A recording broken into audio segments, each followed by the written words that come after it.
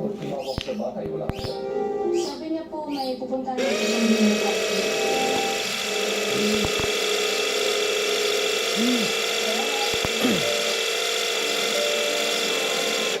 Ang dami pagkain.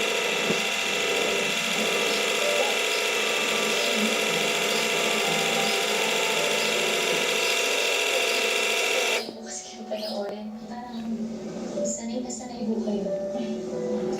Alam mo, to be honest, ano ba kaya sa itong tricky? Yung malapit sa tondo? Oo.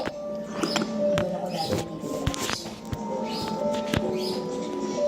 Dati ang mga binibenta ko mga galingong, ayungin, kaya maliit na rin kita namin. Pero minsan naman, pinapakita kami sa taksi-tawa. Dahil isa lang yung mga binibenta namin.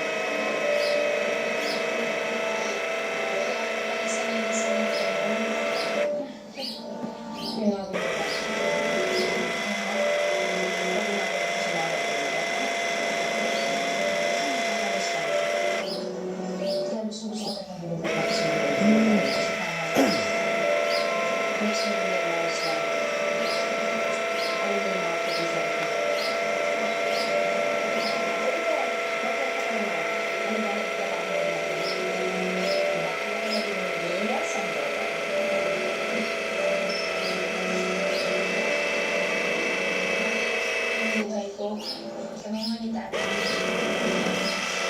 lahat po yung nagbago. Kasi marami yung nag-inspires.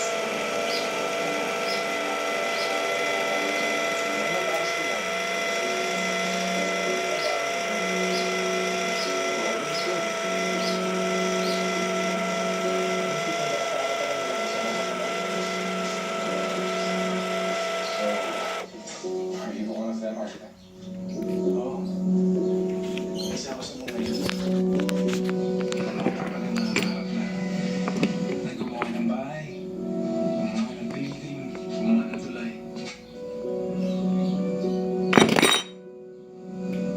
Mahal ko to eh. Kaya ako pinubuso ko sa proyekto na to.